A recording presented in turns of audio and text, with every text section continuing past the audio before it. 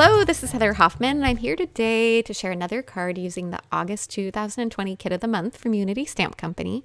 It's kind of a fun, kind of a faux pencil sketch design. I'm not super artistic on my own, so I love when I find a technique that can kind of give me the effect of something I'm not necessarily good at, like in this example, like pencil sketches and that kind of thing. So I'm lining everything up on my Misty using the grid lines to make sure I have that image straight.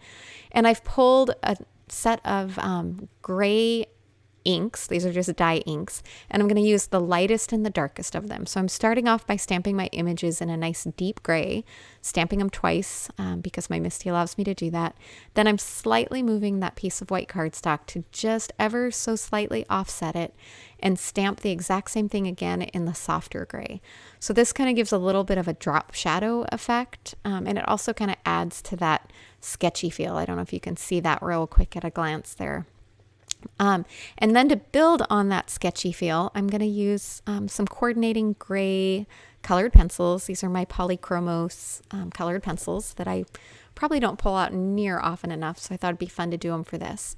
I'm not coloring, you might notice, directly down from the tip. I'm kind of using the side of the brush just to add some texture and shading and shadow around the image. I know this lightest color is very hard to see in the video, so I promise it's doing something even if it looks like it isn't.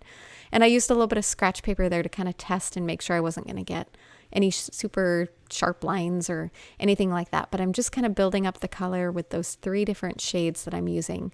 And you can probably start to see a little bit of that pencil line. And I'm trying to kind of keep the same angle across that's just going to kind of keep it all cohesive and working together. Ending there with the darkest and going a little bit around the hearts as well.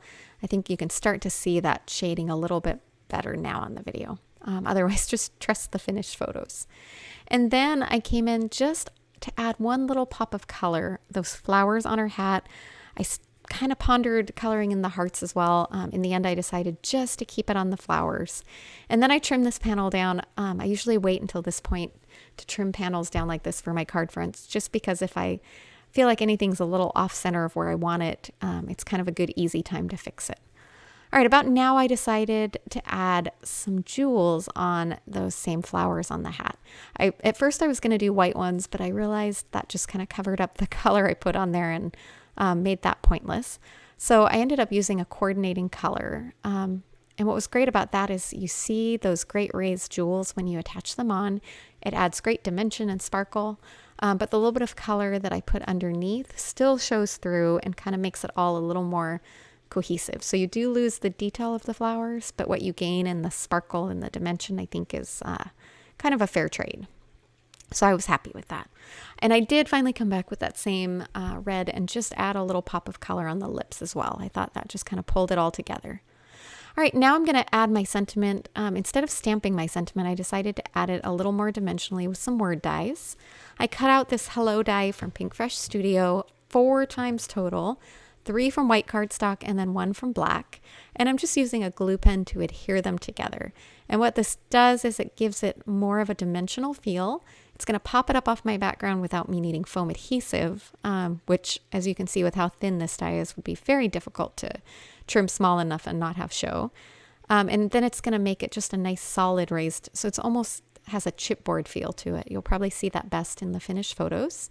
And it's kind of fun doing it all in white with only the top layer black because it blends into the background on the sides a little bit better. All right, I decided I wanted some sparkle on top of that. So I grabbed my Spectrum Noir. I don't know if I'm saying that right. It's a sparkle pen, crystal clear, and it's just a liquid. I think it's water, and it's filled with glitter. So it dries fairly quickly on there.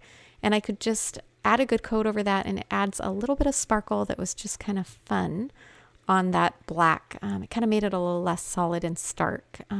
Since I used grays on the background, I did want that sentiment to pop in black, but it was kind of nice to add a little sparkle. And then I couldn't resist adding a little bit of shine as well. I have my little bottle of glossy accents, and I keep a precision tip on the end of it. That allows me to be able to get in small areas like this and just add a little coat over the top. Not something you have to do. I just love the finished effect that it gives. And it's kind of that little bit of a wow factor that when you look at it just feels like, wait, how did you do that? So it's kind of a fun little touch I like to do on my word dies.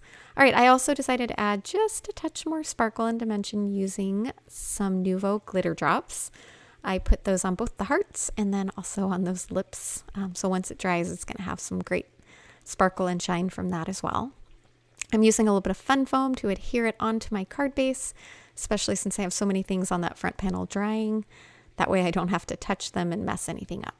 All right, there you go. A little bit of sparkle, a little of dimension, and a super simple and fun and easy technique. Thanks so much for coming by today. Have a wonderful day.